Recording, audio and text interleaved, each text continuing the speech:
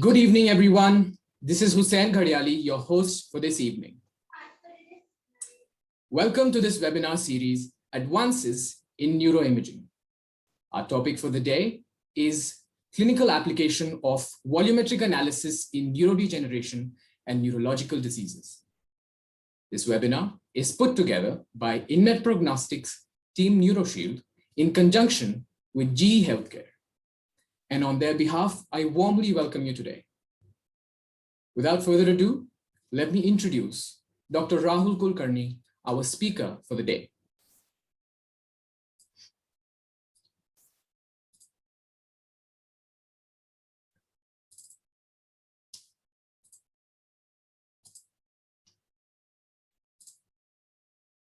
Dr. Rahul Kulkarni is an MD from BJ Medical College, a DM Neuro from TN Medical College, DNB in Neuro, and he also has a fellowship from the American Academy of Neurology. He has been a part of various clinical trials and studies in Parkinson's disease, multiple sclerosis, pediatric migraine, epilepsy, and volumetric analysis in the last 2 decades. Dr. Kulkarni is currently a practicing physician at Dinanath Mangeshkar Hospital and at the Mastishk Clinic in Pune, Maharashtra. Before we commence, a couple of things to note for our dear attendees. All participants must remain muted during the presentation. We would request you to add your questions to the chat box or to the Q&A section. They will be addressed by Dr. Kulkarni at the end of the presentation during the Q&A session. Dr. Kulkarni will start the presentation in a couple of moments. Thank you.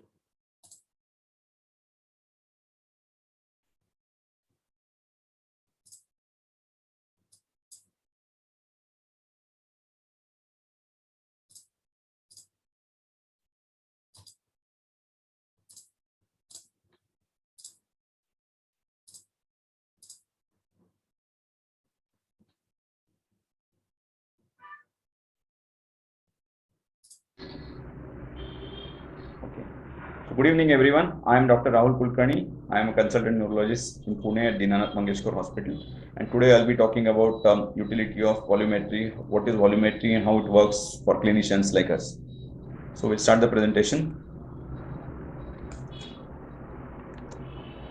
So I'll be talking about clinical application of MRI volumetry in various neurological disorders.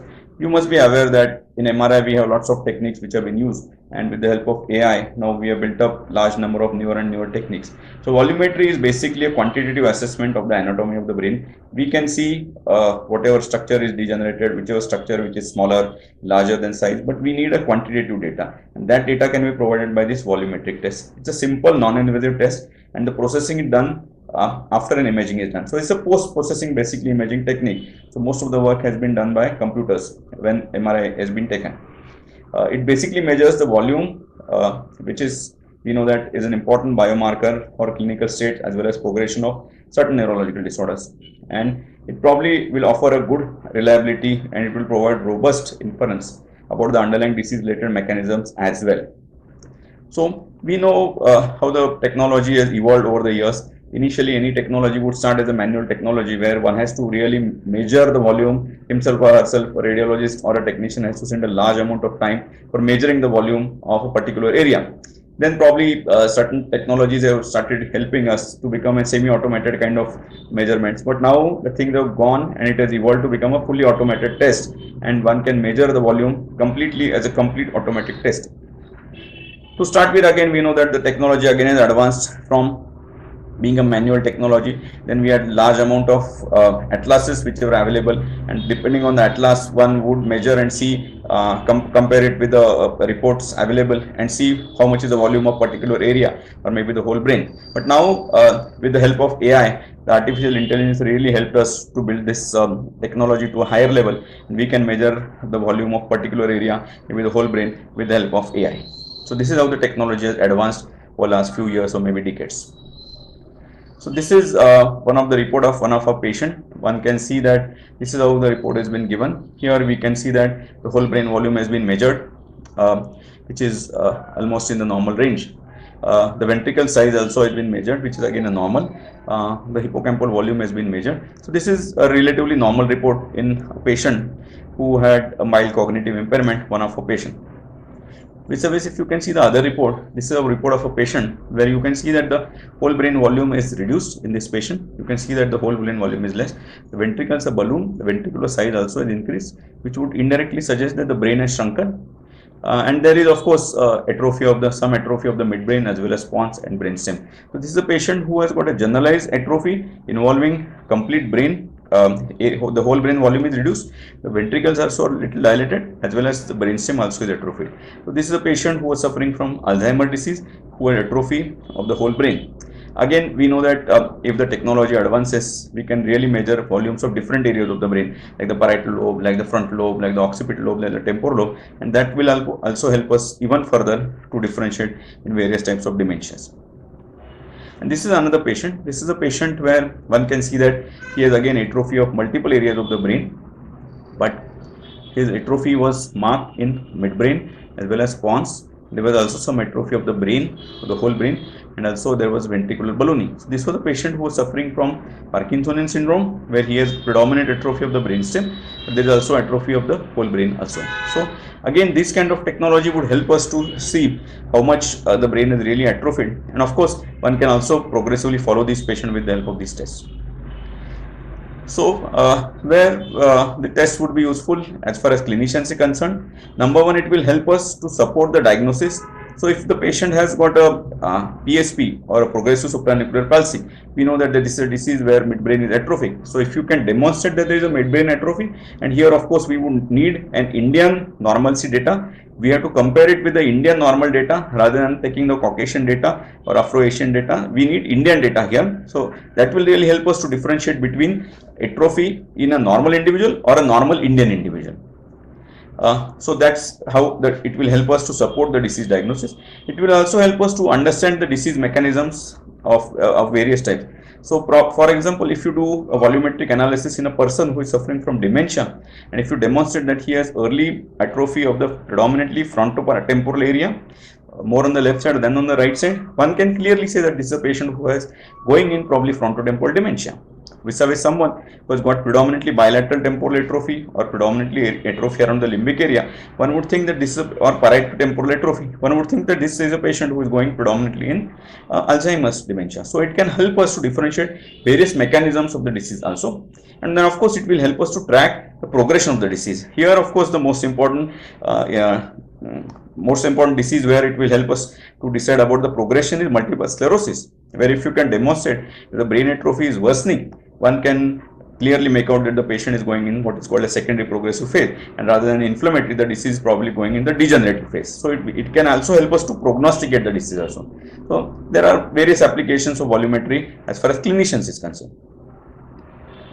So again, talking about various applications, it will be helpful in epilepsy, because in epilepsy one can see whether the hippocampus is atrophic, and sometimes you cannot make out whether the hippocampus is atrophic on one side or the other side or the bilateral. So here the technology can help us with the help of asymmetry index to see whether the hippocampus is atrophic or not, and one can make out whether the atrophy is unilateral, bilateral or bilateral asymmetric. So hippocampal atrophy as well as quantification can be done here. The generalized brain atrophy can be an important test which is used often in certain patients. So we are tracking many of our patients who are suffering from MCI and making out whether they have normal brain volume or whether they have reduced brain volume compared to their normal age and normal Indian data, and see whether these patients have more chances of going to dementia or various types of other dementias. So there, of course, the whole brain volume will be helpful in patients who are suffering from mild cognitive impairment. Of course, in dementia, one can make out that the brain is atrophic, and one can progressively see that the brain becomes atrophic in some of these patients. It will also help us for tumor analysis. It can help us for determining the Parkinsonism index, especially in PSP. It will be helpful. As I said, it will be helpful for multiple sclerosis, where if you can demonstrate that the brain volume is getting lower and lower and the brain is getting shrunken, it would mean that the disease is going in degenerative phase and patient is going in secondary progressive MS phase. We can also use this technique in for certain further disorders where we know that a particular area of the brain is atrophic. Like for example, Huntington disease, where caudate nucleus is the area which can be preferentially atrophied initially. So if we can demonstrate that the caudate nucleus is atrophied here, it will be helpful definitely to see whether the patient has got Huntington disease. It will help us to diagnose the disorders like Huntington disease. Of course, we can do genetic tests for Huntington disease, but imaging also will help us to diagnose this disease. So I am sure these people are working to see a particular area and decide the normalcy in that area. As the data would bring on, we will know that cerebellum is atrophic or not, a particular area like midbrain is atrophied or not, the caudate nucleus is atrophied or not. That kind of information also would come up over the time. So it will also help us to see if there are effects of the substance abuse like cerebellum, if it is atrophic in a person who is taking chronic alcoholic. We know that he or she has chance of going in alcoholic cerebellar degeneration. One can also see whether this is a technique which will be useful in clinical trials. I am sure it has been used in multiple sclerosis trials. Maybe it will be also helpful in other trials, including certain trials of dementia or MCI over the time. So this technique has been used in the clinical practice, and of course its utility further will be even much more.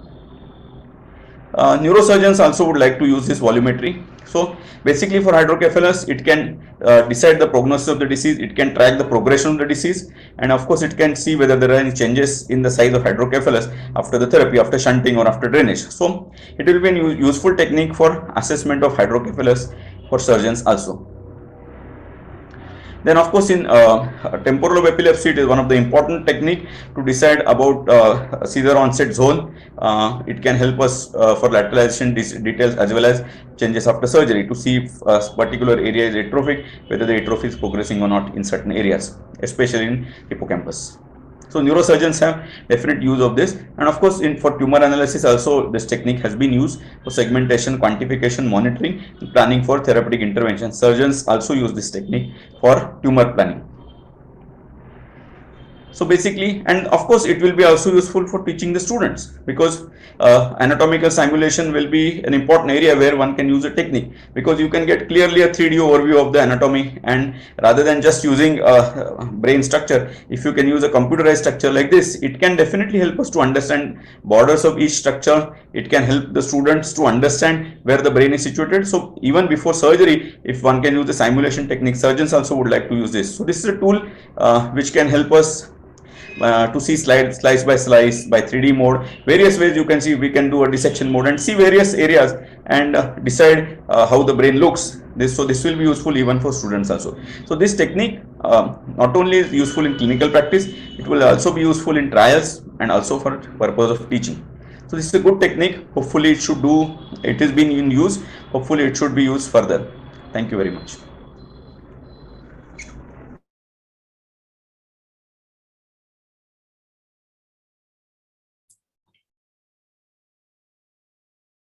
Thank you, Dr. Kulkarni, for that very informative and effective presentation. Before we move to the Q&A session, ladies and gentlemen, we would like to show you a short video on NeuroShield and volumetric analysis.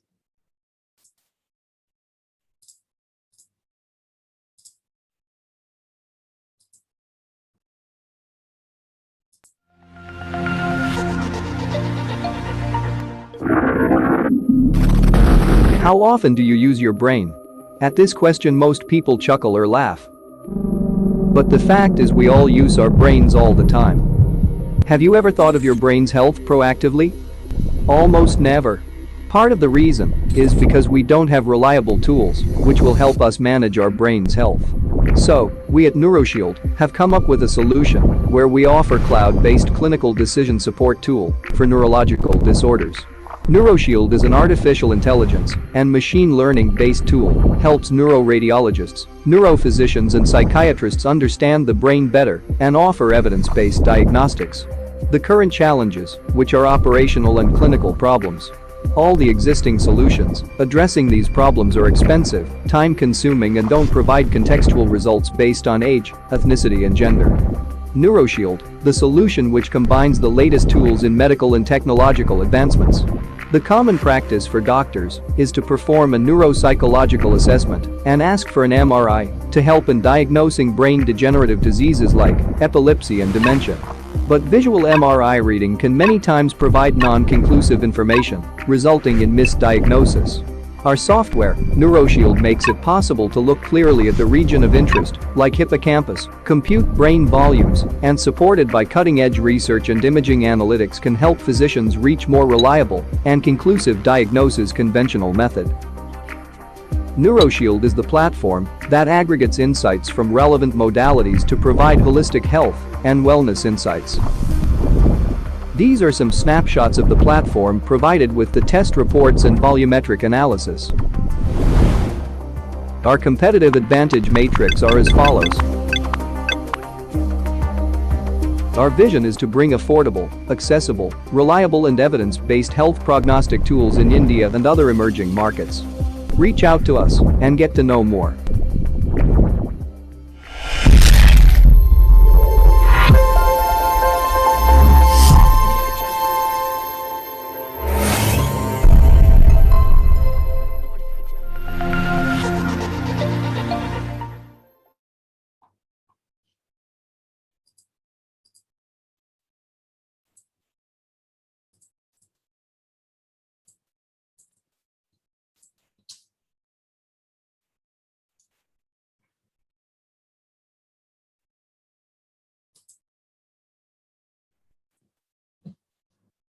Ladies and gentlemen, moving on to the Q&A session, we would request you to add your questions in the Q&A tab or the chat section. We would also like to remind everyone to use the raise hand option on Zoom if they want to communicate with the speaker. The host will then unmute you, allowing you to communicate directly. Dr. Rahul Kulkarni, and we have Dr. Rahul Kulkarni with us, and we have Ms. Juhi Desai, our clinical and technological expert. She will be answering, she and Dr. Kulkarni will be answering the questions presented by the presenters. So Dr. Kulkarni, we have a couple of questions in the chat. Yeah, please. Yeah.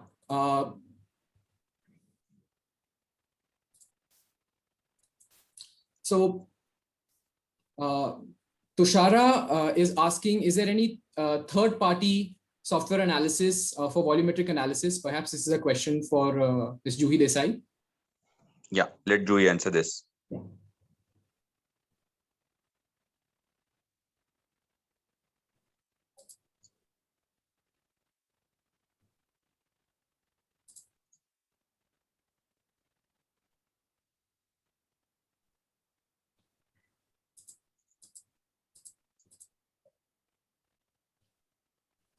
Doctor, while Juhi is figuring out her technical difficulties, there is another question from Ritu. Can tumor volume be useful to distinguish between grades of tumor? If so, how can that be done?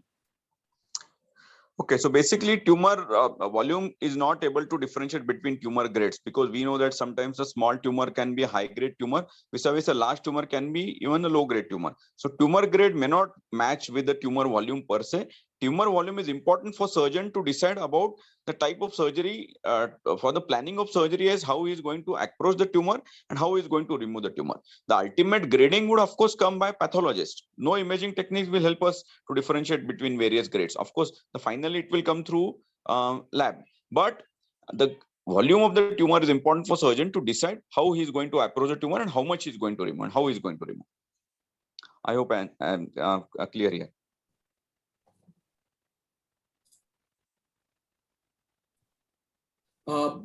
Doctor, another question is, in follow-up MRI, how will you compare brain volume compared to previous MRI? So basically, we would need a baseline imaging where we can have the volume known here. So, you know, if the volume initially in the first MRI is about 1,000 and you repeat the MRI, say after a year or so, typically in multiple sclerosis. So that's why you need a baseline MRI where you know the baseline volume, and every MRI yearly or 6 monthly, whenever we do, we can always measure the volume and you can compare with the earlier MRI. So you need a baseline MRI to know the volume. So it is, the comparison will be very easy then.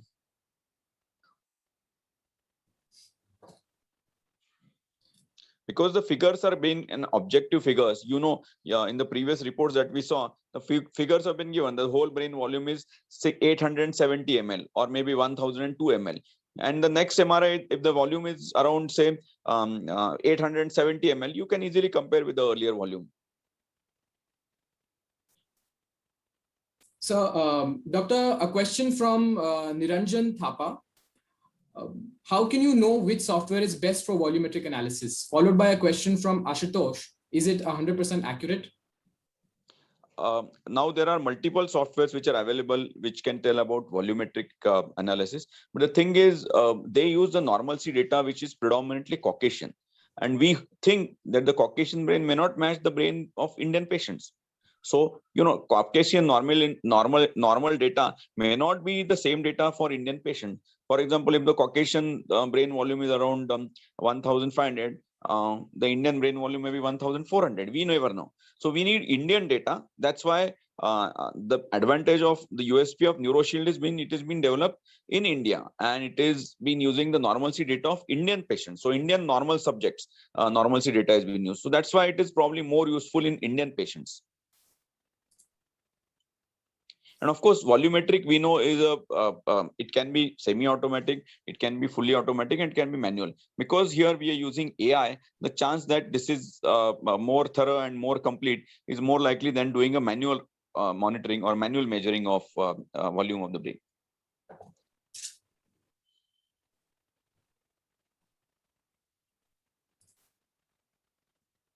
Yes, please go on, Hussein. Yes, doctor. A question from Nagesh, how are brain disorders can be found through volume? What is the relation between volumetric numbers and disorders? So as I said, there are certain, in the presentation, as I said, there are certain disorders where brain volume is important for us. For example, as I said, the whole volume may be important in certain disorders like mild cognitive impairment, multiple sclerosis, and certain parts of dementia, while a preferential brain area volume, for example, brainstem volume, we said the volume of ventricles, the volume of cerebellum, that may be useful to decide whether that area is atrophic or that area is degenerated. So it will definitely help us in certain neurological disorder, the disorder that I discussed during the presentation.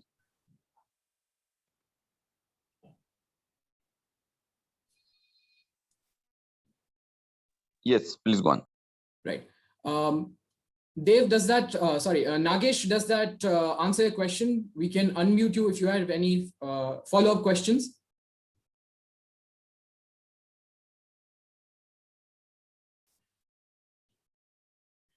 Doctor, there is a question. What about the validation of the volumetric analysis? So as we know that this has been validated in Indian patients. So we have initially, the company has done with the help of us in certain Indian patients, and it was the normalcy data was validated in Indian subjects. And of course, as the data is coming on, the normalcy data has been changing, but the changes will not be very major. There may be minor changes, but as the normalcy data would increase, it will become more and more robust structure. Juhi, if you want to add something here.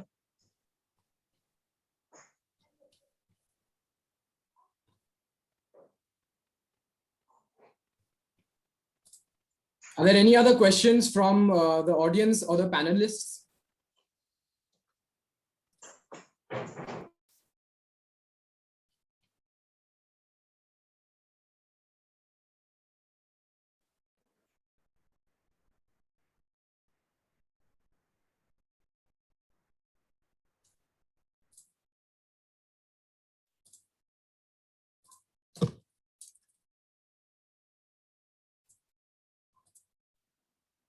Hello? Hello? Yes, Dr. Ram. Yes, this is Dr. Ram Mohan Vadapalli from Hyderabad. Yes, Dr. Ram. Yeah, see, from the neurodegenerative point of view, atrophy is an indirect sign of something is going on wrong, and as long as it deviates majorly from the age compatible normal findings, you have some abnormal finding. It may not be specific, but has high sensitivity. When it comes to epilepsy, hippocampal volumetric data can help you to lateralize it. But more than that, I think nowadays one very important criteria is the internal architecture of the hippocampus. So if both have combined, and then the lateralization accuracy will be much more higher. Yes, I agree with you. This is not a technique to be used in isolation, but we use this volumetric data along with the other MRI techniques. It will definitely help us further for the diagnosis. I totally agree with you. Sir, absolutely right. And for neurodegeneration, I am requesting these guys to start looking at SWI data so that we can look at nigrosomes and brain iron distribution. And if that part also adds up, we can go into little bit more specific PD and atypical PD stuff. The new program which has come called quantitative susceptibility mapping, sir, is basically SWI is quantified. So in fact, in their vision path, we have included that they should also have a strong pitch for adding more armamentarium, as you rightly said, to increase the specificity for disease management, especially in neurodegeneration, which is a big ocean, where atrophy will play, will play a role, like the anatomical specific atrophy, like for example midbrain, brainstem, cerebellar. It will give a clue for a intelligent clinician. He will immediately make out that he can do it with eyeballing itself because he has clinical findings, but he has the quantitative proof. Then he can definitely take it to the next level. Yes, sir. Yes, I agree with you comments. that as the technique is evolving, I'm sure more and more armamentum will be added in this NeuroShield to make it more and more robust technique. I agree that it's a growing thing. The volumetry has been on the learning path, and we hope that the curve becomes more and more robust and becomes a more stronger technique for clinician to use. Thank you, doctors. We have another question. Since HGG are more aggressive than LGG, is there any other metric that can help to differentiate between them?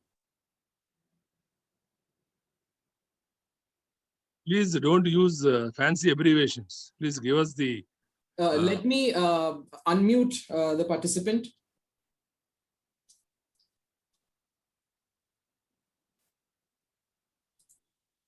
Dr. Ritu Lahoti, could you kindly rephrase your question?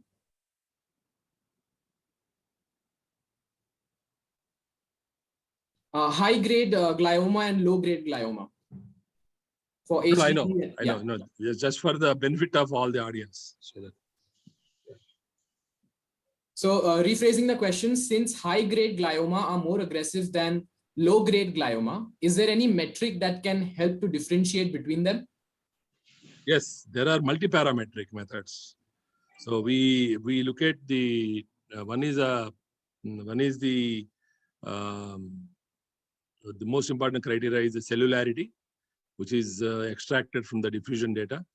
The second is the neoangiogenesis. That is how permeability and how its tumor vessels are growing and how vascular it is, and regional cerebral blood flow. So WHO has classified the grades of tumors. If grade 1, grade 2, the regional cerebral blood volume and blood flow are not very high, and grade 3, grade 4 it is very high. With the new with the IDH mutant and the cytogenetic classification, things have become very interesting. So one very important finding is the T2 and flare mismatch sign. If on a routine data, if you see, the T2 data is not matching to the flare data, if there's a T2 flare mismatch, it's highly likely to be a high-grade IDH mutant, 1P and 19Q non-codeleted. If it is non-codeleted on immunohistochemistry, that means it's a very aggressive lesion. That is one. Second is, if a tumor has very high choline creatinine ratio, low ADC values, that is high, diffusion restriction, and then a lot of edema disproportionate to the size of the lesion, matrix hemorrhage on SWI, then tract infiltration on the DTA data. All these are markers of high-grade tumor. So it is not from one parameter you can jump and say it is high-grade. And volumetry has no role. But yes, size matters. Sometimes larger the size, within the tumor geography, there can be low-grade areas and high-grade areas. So it depends on, so volumetry of a tumor, it's definitely, it will help you for the RECIST criteria and onco-RECIST criteria. When you give neoadjuvant chemotherapy and radiotherapy, you want to have a multiple serial longitudinal data. You want to measure the tumor volume, how it has come down and how the disease response is there, right? And many times we see technicians making a very, very big wrong in measurement with the measurement lines encroaching onto the edema and surrounding post-treatment changes, which will make the patient's family upset. They think the size is increased. So that is called pseudo-progression. So these are all things which post-treatment, post-operated tumor bed will show once you give radiotherapy, chemotherapy and everything. So this is a question which is a very interesting question. So multi-parametric is one very important as far as MRI is concerned, and multi-modality, that is CT, MRI and PET, because PET comes with the CT. Sometimes we may have to fuse the PET and MR for knowing whether it is a recurrent tumor or radiation necrosis, which is in mimicking. They say radiation necrosis looks like a very exuberantly enhancing lesion, but the metabolism when you do perfusion, perfusion is very low. In the same way, when you do PET, it shows very low metabolism. So something which is we tell the patient whenever the lights are off on the perfusion map or on the PET map, that means you are safe. It is radiation necrosis, which is hypermetabolism. But the way it is showing enhancement, it is whole family is upset. So that's very important criteria. So that is where we have to go multi-modality. The third is multidisciplinary. The multidisciplinary means it's an ecosystem like neurosurgeon, neurophysician, oncologist, radiation oncologist, medical oncologist. All the guys who are involved in the brain tumor management need to have their needs very, very specific and approachable, so that the surgeon and the radiation oncologist will base their planning on this volumetric data and compare it in the longitudinal pathway during the patient's onco journey. Did I answer your question, ma'am? Yes, sir. Thank you very much, sir, for your answer. We have another question from Dr. Nagesh. How does volume affect the treatment progression for different diseases? Sorry, this is from Prashant Mishra. Yes. How does volumes of various structures, just a short summary, affects various diseases, neuro diseases, as far as the treatment is concerned? See, for example, let us take Dr. Nagesh, right? Dr. Nagesh, are you a neurophysician? Dr. Prashant Mishra. Yeah, I'm sorry. Dr. Prashant Mishra, are you a neurophysician or a neurosurgeon or a neuropsychiatrist? Let me unmute Dr. Prashant.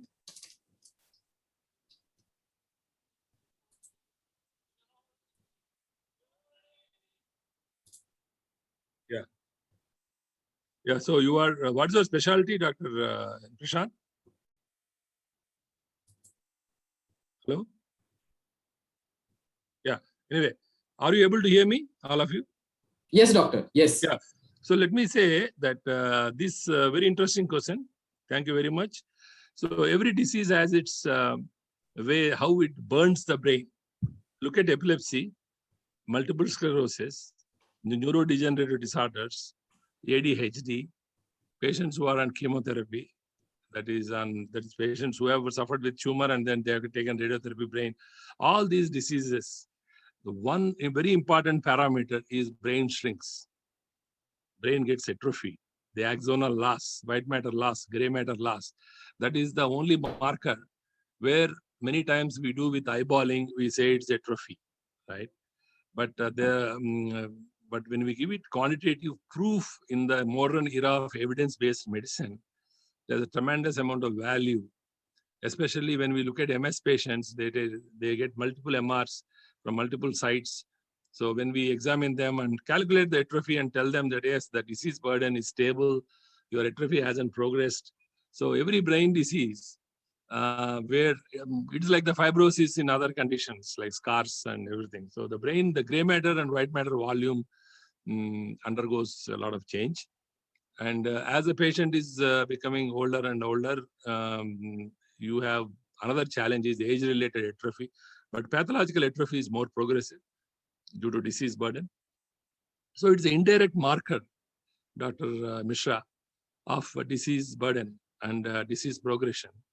Not like how we use the word in cancers and everything, but it is the mark of the disease. Like, for example, chronic diseases are the remitting degenerative disorders or demyelinating disorders. Atrophy calculation will be very good for one of the progressions. It is not only the plaques, it is not only the contrast enhancements for activity or the fleeting lesions like McDonald's criteria. The new lesions are coming, or dissemination in space and dissemination in time. You get atrophy as one of the background carpet, which shows that yes, this guy is having problems because, and all psychiatric diseases, they have atrophy. People who abuse with substances, drug addicts, the only hallmark is atrophy. It's a clue. The moment you don't find any reason, then you go into his lifestyle, you understand that this guy is doing drugs. So atrophy with qualitative, I mean to say not only quantitative, it is a qualitative toolbox and quantitative toolbox, both together will show that atrophy is an age unmatched atrophy or age matched surprise of seeing atrophy will give you the clue of underlying disease. I hope I have answered your question, Dr. Mishra. Yes, sir. Thank you. Thank you very much, sir. Yeah, thank you. And just talking about multiple sclerosis, we know that in multiple sclerosis, we use relapse rates as well as new MRI burden or MRI lesions, as well as progression of the disease. So these three things, if there was improvement in all these things, it was called as NEDA. NEDA means no evidence of disease activity. But we now know that the brain atrophy also is an important part. So now they have changed the NEDA from NEDA 3 to NEDA 4 and NEDA 5, where they also use no worsening of the brain atrophy also as a feature that the disease is not progressing. So there are some patients where there may not be new lesions, but the atrophy may be just progressive. And then the disease is progressive, and also some people show cognitive dysfunction also. True. Yeah. So they go in what is called as probably from the inflammatory phase in the degenerative phase. So we also want to look at MRI atrophy also in the patients of MS. So when we advise MRI in a patient of MS, it is not just we have to do whole brain, whole spine and this contrast, but we also should look at the atrophy. Yes, sir, absolutely. And the last comment of the radiologist should also be on the atrophy. And if he gives both qualitative and quantitative proof, because when you look at these dark holes, Dr. Mishra, which are the mysterious holes, white matter holes on MRI, some of them are axonal degeneration, some of them will again vanish, right? So usually I calculate the number of dark holes in the white matter on the T1 and post-contrast T1. And the burnt out plaques are the axonal loss, but some of them actually, remyelinate and they may vanish in the progressive scans. So MS actually is a very good example, as you beautifully pointed out, that where the atrophy burden is one of the criteria of the disease progression. And clinicians are the best people because they look at the cognitive functions and other clinical functions, which may not be apparent, obvious to the radiologist. Yeah. Yes, sir.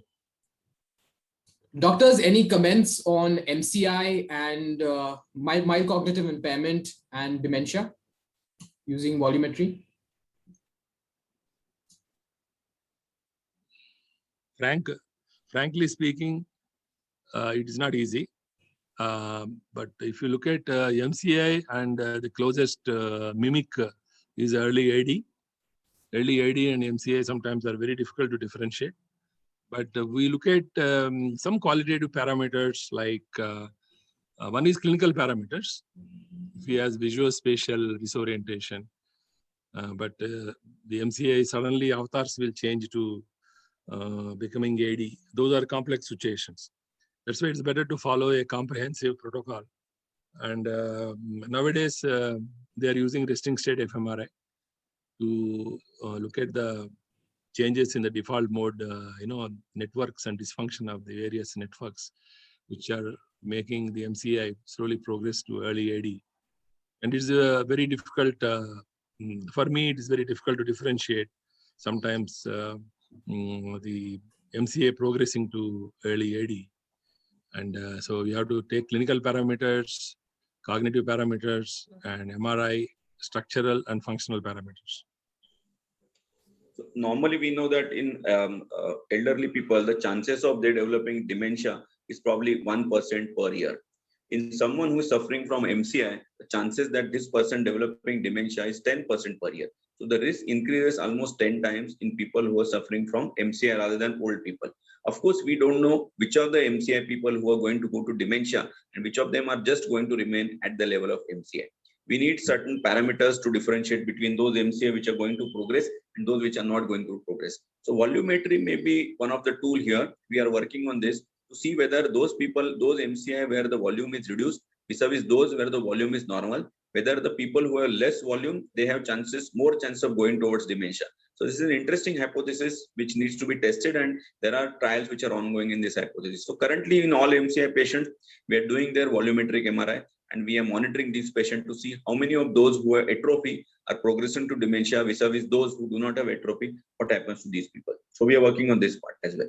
And also, as you rightly mentioned, doctor, that MCI has a pattern of atrophy. And once this pattern starts progressing, for example, the same patient's serial exams show that posterior parietal atrophy, asymmetric posterior parietal atrophy is increasing in score. The Kodam score is increasing. Then you should suspect that this guy is. So there are some qualitative and quantitative markers, as you rightly said. I think, and all the best for your research. And this is a very important area, a structural area. But I sincerely recommend that this protocol also should have, since you are doing so many patients, kindly incorporate a resting state fMRI, which is only 6-minute sequence.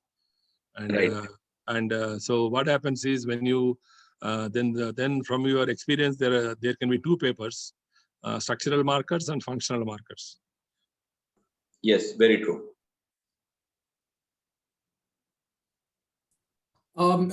Thank you, doctors, for that response.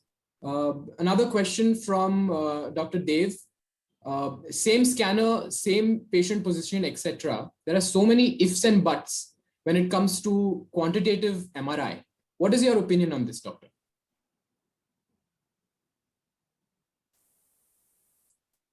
Same patient, same scanner. If whether the patient came from the same scanner or whether they came from a different scanner. Actually, Dr. Dev, may I request you to unmute yourself to rearticulate the question?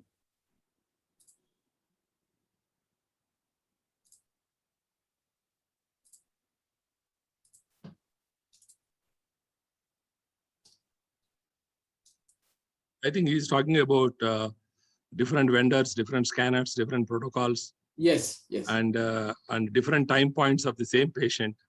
How do you maintain the uniformity and homogeneity? Am I right, sir? I think Dr. Dev has exited the meeting. Can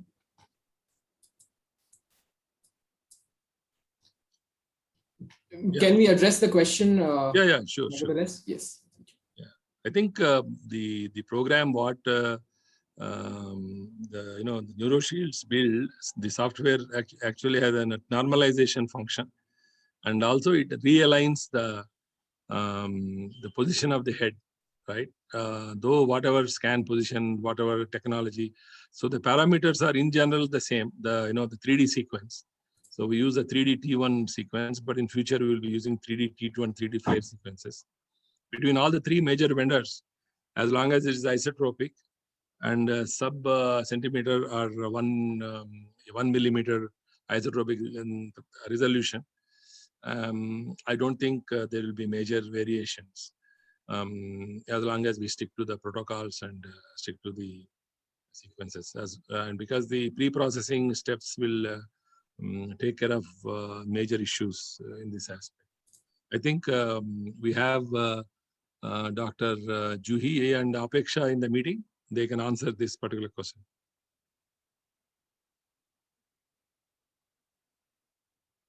These are the neurocomputational scientists. Okay.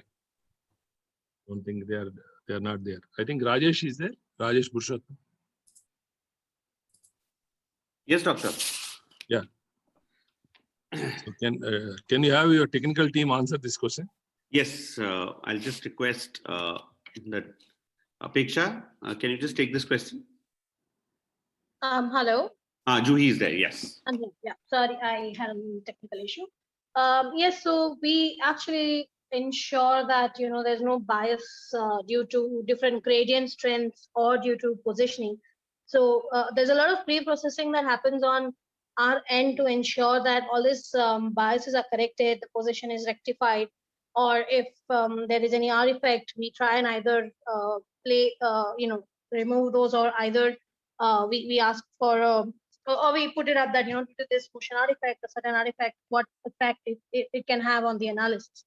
So there's been enough advancements on this particular space where, there's different modalities, strengths do not affect the kind of analysis we want to do.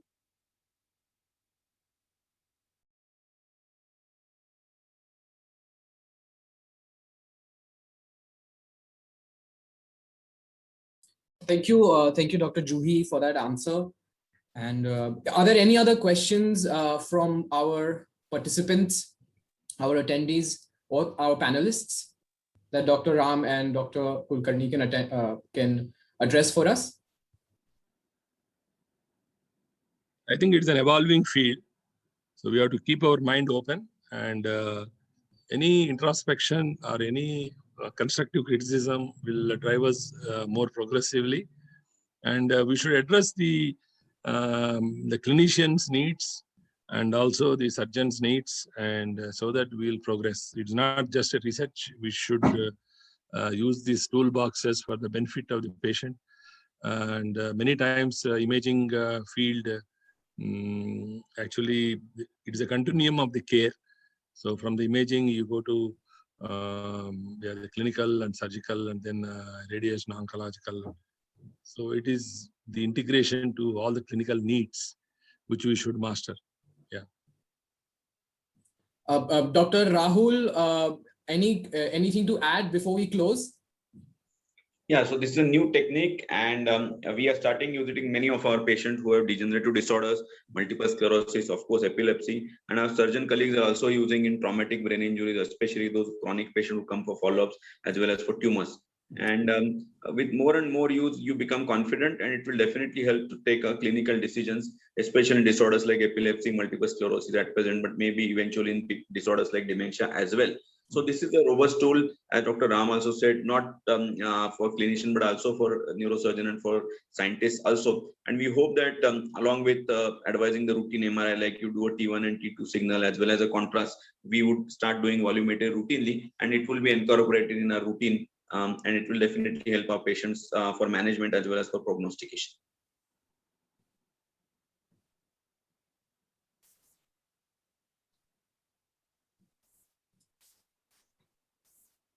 Yeah, thank you, Dr. Rahul.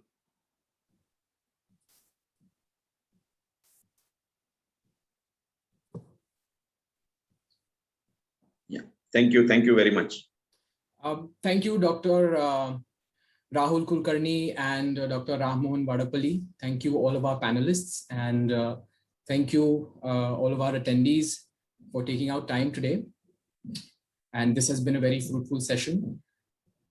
We look forward to seeing you on the other topics as part of our series for advances in neuroimaging. And until then, take care. Thank you. Thank you, everyone. Thank you, and stay safe.